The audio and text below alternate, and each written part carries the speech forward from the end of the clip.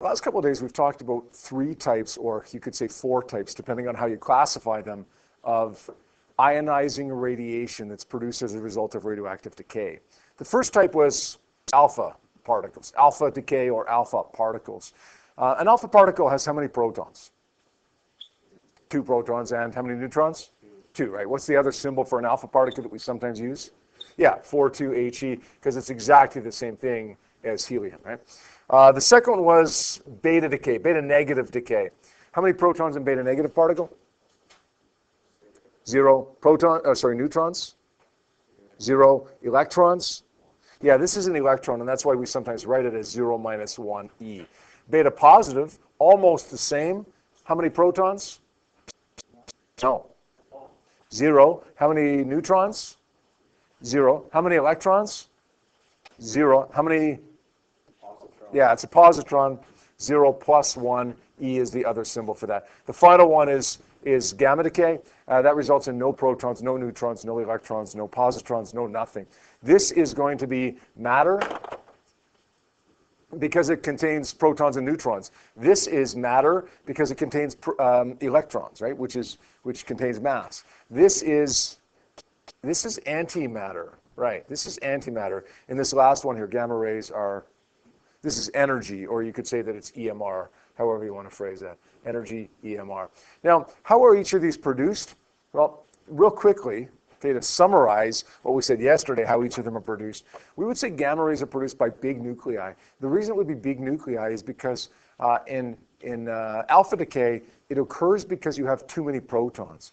Too many protons can result in an electric repulsive force that is bigger than the strong nuclear attractive force. When the repulsive force wins out over the attractive force, then the nucleus is not stable and it's going to break apart. And in an attempt to make it more stable, to improve that neutron to proton ratio, a chunk of the nucleus breaks off, and that chunk of the nucleus is an alpha particle.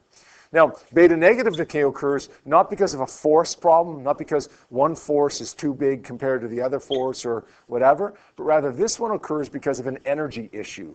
The energy isn't quite right. In an attempt to make the energy more right, we change a neutron into a proton and an. You can't just make a proton from a neutron because that would violate the law of conservation of charge, right? So in order to keep the law of conservation of charge, neutral has to become neutral. So in other words, a neutron becomes a proton and an electron. Good. You have too many neutrons, the nucleus is energetically unstable, so you change a neutron into a proton and an electron. When you have beta positive decay, that occurs as a result of too many protons. Still an energy thing, not a force thing. Too many protons, though, we change a proton into a neutron and a positron. E plus, not P plus, because that would be a proton. So positive becomes positive. Again, the law of conservation of charge works. The last one here, this EMR, this doesn't happen anything like any of the above 3. Rather, this happens as a byproduct of one of the above. Alpha decay has occurred, beta decay has occurred. You're left, the nucleus that is left in an excited state, but it doesn't want to stay there. So it goes back down to its normal state, and as it does that, it has to give off energy, the extra energy that it had. And that energy is given off in the form of a gamma ray photon. Now, let's rank these in terms of their ability to penetrate matter, the penetrating power. We'll rank number 1 being the highest ability to penetrate matter, 3 being the lowest ability to penetrate matter. Which one are we going to rank number 1, alpha, beta, gamma? By the way, we'll kind of group these together, right? Because beta particles, beta negative, beta positive, same properties as far as that goes. Which one has the highest ability to penetrate matter? Is it going to be alpha, beta, or gamma? It's gamma. And that's why they use gamma. They'll use gamma rays in cancer treatment because they have the ability to penetrate your body and attack that tumor. Alpha particles have the lowest ability to penetrate matter. And you can remember that by the little alpha particle gun we were talking about yesterday, right? What's my shield for the alpha particle gun? A couple pieces of paper, right? The ability of alpha particles to penetrate matter is very, very low. And then, of course, here's our fence sitters. Okay, our beta particles have a medium ability to penetrate matter, maybe a couple centimeters of flesh. What about ionizing power? their ability to ionize matter. Which one's going to be the highest? Yeah, it's in reverse, right? The alpha particles have the lowest ability to penetrate matter, but they have the highest ability to ionize matter. Gamma rays have the lowest ability to ionize matter, although they have the highest ability to penetrate matter. And then, of course, there's our fence sitters. They are beta particles who can't decide whether they want to penetrate matter or not. They can't decide whether they want to ionize matter or not. They can't even decide whether they want to be plus or minus. Okay, let alone whether they penetrate matter or ionize matter. Okay, the beta particles are always in the middle of everything. Okay, in just about every way. All right? Now, yesterday we spent some time describing how these reactions take place using equations, transmutation equations. I want to go over 5 or 6 of these questions that we had for homework on worksheet number 24. We'll do questions 3, 5, 6, 7, 10, and 14 here. 3 says we got lead-214 going to bismuth-214. We got to make sure that the mass number balances out and the atomic number balances out. We get 214 for a mass number on the left-hand side. 214 plus what gives me 214 on the right-hand side? 0. The atomic number on the left side is 82. The atomic number on the right side has to be 82. 83 plus what equals 82? Yeah, this is the common mistake that people make, right? It should be minus 1, okay, as you guys just told me, but a lot of people will make it plus 1. What are we going to put for a symbol there? 2 options. We could put E, yeah, or we could put B, beta. I just have a habit of putting beta. I prefer it that way because we call it Beta-Decay. Okay, but in the end, if you put it as an E, it's fine. Is there anything else that should go there? Yeah, that V with the line over it, which is known as an antineutrino. An antineutrino. Now, I want to show you something here before we move on here, okay? Something that I didn't mention to you yesterday. We are adding up the left side atomic number, adding up the right side atomic number, and making sure the atomic number stays the same. In a sense, you could say that we've used conservation of atomic number. But atomic number in a nucleus, representing the number of protons, you could also say is the amount of charge that's present, right? In a nucleus, in a lead nucleus, how much charge is there? 82 times the elementary charge because there's 82 protons. Now, there's electrons orbiting around, and that can neutralize whatever, but we're not talking about the atom, we're talking about the nucleus. The charge of this nucleus is 82 elementary charges. The charge has to remain 82 elementary charges, right?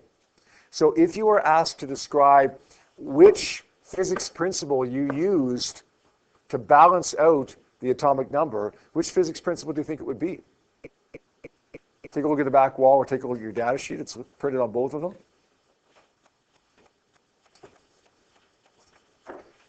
Yes, it's principle 7.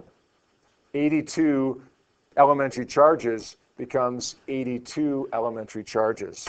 When you're balancing that bottom number, you're using principle 7, which is conservation of charge. Now, another name for the mass number, sometimes we see it written this way. Another name for the mass number is the nucleon number. A nucleon is a proton or a neutron. It's a component of the nucleus. Proton's an example of a nucleon. A neutron is an example of a nucleon. So we have 214 protons and neutrons we start with, or 214 nucleons. How many nucleons do we have afterwards? 214. What physics principle would we use to determine what the value of this was on the right-hand side? The top number. It would be principle 8, conservation of nucleons. Or in other words, conservation of protons and neutrons. Does that make sense? So you always balance the top number by principle 8, you balance the bottom number by principle 7. All right, let's take a look at the question number 5 now. Thallium-210 goes to a beta particle. Hey, okay. 0 plus what is equal to 210? 0 plus what is equal to 210? 210. Minus 1 plus what is equal to 81? 82, yeah. That's going to be right, is it? Anything else? How about the anti-V? Or the anti-neutrino? Yeah, it's going to be an anti-neutrino because it's beta negative decay. Balancing out the 210 to 210 is using conservation of nucleons. The 81 to 81 is using conservation of charge. Again, principle 8 and principle 7. Okay, question 6. On the right-hand side, we have 266 and 108. On the left-hand side, we also have to have 266 and 108. 208 plus what is 266? 208 plus, not quite.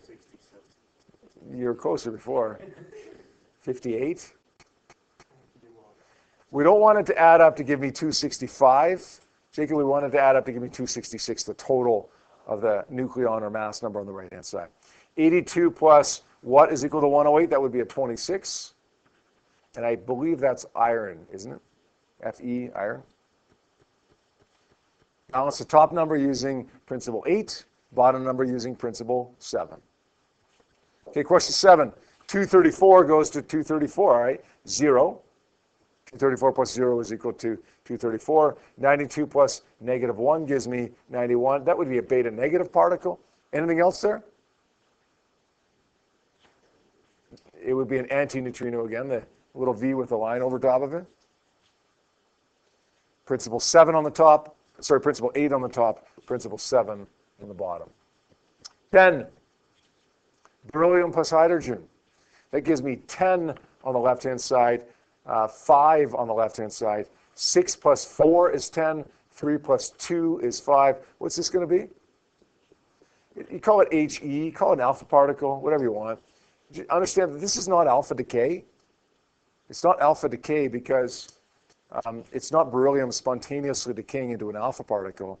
It's beryllium and a hydrogen nucleus or a proton causing a decay into that. So we'll still write 42He or 42 alpha. It's not alpha decay, that's all. And finally, number 14. 14 plus 4 is 18. 7 plus 2 is 9. 17 plus 1 is 18. 8 plus 1 is 9. This is going to be hydrogen, or you could write it as a proton. Right? 1 proton, 0 neutrons. That's a normal hydrogen nucleus. There's other hydrogen isotopes as well, H2, H3, H4, but this is the most common isotope of hydrogen, just 1 proton, 1 neutron. 1 proton, no neutrons, sorry.